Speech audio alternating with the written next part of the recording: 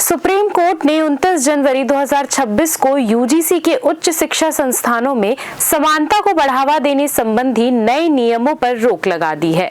अदालत ने इन नियमों को अस्पष्ट और दुरुपयोग की संभावना वाला बताते हुए 2012 के पुराने नियमों को फिलहाल जारी रखने का आदेश दिया है, जो सामान्य वर्ग के छात्रों के प्रति कथित अन्याय के कारण विवादों में था। सुप्रीम कोर्ट के निर्णय के मुख्य बिंदु: नियमों पर रोक। सुप्रीम कोर्ट ने यूजीसी के 2026 के नए समानता नियमों पर तत्काल प्रभाव से स्टे लगा दिया है। अस्पष्टता और दुरुपयोग की आशंका। मुख्य न्यायाधीश सूर्यकांत और जस्टिस जोयमाला बागची की पीठ ने कहा कि नियम अस्पष्ट हैं और इनका दुरुपयोग हो सकता है। अदालत ने चिंता जताई कि ये नियम समाज में विभेद पैदा कर सकते हैं और इनके दूरगामी परिणाम हो सकते हैं। 2012 के नियम लागू किए गए हैं। जब तक अगली सुनवाई नहीं होती, तब तक पुराने 2012 के नियम ही प्रभावी रहेंगे। मामले की अगली सुनवाई के लिए 19 मार्च 2026 की तारीख निर्धारित की गई है। ये निर्णय 13 जनवरी 2026 को जारी किए गए उस नोटिफिकेशन पर आया है जिसमें उच्च शिक्षण संस्थानों में समानता के नाम पर नए नियम लागू किए गए थे। इसे सामान्य वर्ग के छात्रों द्वारा भेदभावपूर्ण मानने के बाद सुप्रीम कोर्ट में चुनौती दी गई थी, जिस पर सुप्रीम कोर्ट ने वर्तमान में रोक लगा दी है। स्टे करने की बात भी जो है वो अभी अधूरी है। हमने आपसे पहले भी कहा था कि जहां एक और भारत आधुनिकता की तरफ बढ़ रहा है, हम जाति, धर्म, पंथ, संप्रदाय की बात से अपने आप को अलग करते हुए एक राष्ट्र, एक जात, एक निशान पर हम काम कर रहे हैं। ऐसी स्थिति में हम अगर अलग अलग जातियों में बांटकर हम लोगों को देखेंगे तो ये बहुत गलत बात होगा और ये चीज़ केवल वोट की राजनीति के लिए हो रही है, ऐसा मेरा मानना है।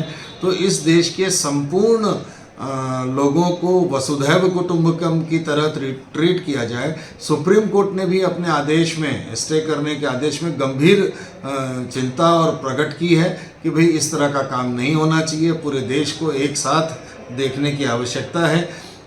परम आदरणीय बाबा साहब अम्बेडकर ने भी जो प्रणाली अपनाई थी, कोटे वाली जो आरक्षण वाली जो प्रणाली अपनाई थी, उसका भी मुख्य कारण ये था कि इनको कुछ समय तक हमको विशेष सहायता देना चाहिए क्योंकि ये पिछड़े हैं और अति पिछड़े हैं। अब अगर ऐसा कोई आरक्षण बनाना चाहिए तो देश की सभी जनता के लिए आर्थिक आधार पर अगर आरक्षण बनाया जाए तो वो ज़्यादा उचित होगा, चाहे वो किसी भी जाति, किसी भी धर्म, किसी भी संप्रदाय का होगा। ऐसा मेरा व्यक्तिगत मानना है। स्टे करने की बात भी जो है वो अभी अधूरी है। हमने आपसे पहले भी कहा था कि जहां एक और भारत आधुनिकता की तरफ बढ़ रहा है, हम जाति, धर्म, पंथ, संप्रदाय की बात से अपने आप को अलग करते हुए एक राष्ट्र, एक जात, एक निशान पर हम काम कर रहे हैं। ऐसी स्थिति में हम अगर अलग अलग जातियों में बांटकर हम लोगों को देखेंगे तो ये बहुत गलत बात होगा और ये चीज़ केवल वोट की राजनीति के लिए हो रही है, ऐसा मेरा मानना है। तो इस देश के संपूर्ण लोगों को वसुधैव कुटुंबकम की तरह ट्रीट किया जाए। सुप्रीम कोर्ट ने भी अपने आदेश में, स्टे करने के आदेश में गंभीर चिंता और प्रकट की है कि भाई इस तरह का काम नहीं होना चाहिए। पूरे देश को एक साथ देखने की आवश्यकता है। परम आदरणीय बाबा साहब अम्बेडकर ने भी जो प्रणाली अपनाई थी, कोटे वाली जो आरक्षण वाली जो प्रणाली अपनाई थी, उसका भी मुख्य कारण ये था कि इनको कुछ समय तक हमको विशेष सहायता देना चाहिए क्योंकि ये पिछड़े हैं और अति पिछड़े हैं। अब अगर ऐसा कोई आरक्षण बनाना चाहिए तो देश की सभी जनता के लिए आर्थिक आधार पर अगर आरक्षण बनाया जाए तो वो ज़्यादा उचित होगा, चाहे वो किसी भी जाति, किसी भी धर्म, किसी भी संप्रदाय का होगा। ऐसा मेरा व्यक्तिगत मानना है। CCN न्यूज़ के लिए ब्यूरो रिपोर्ट।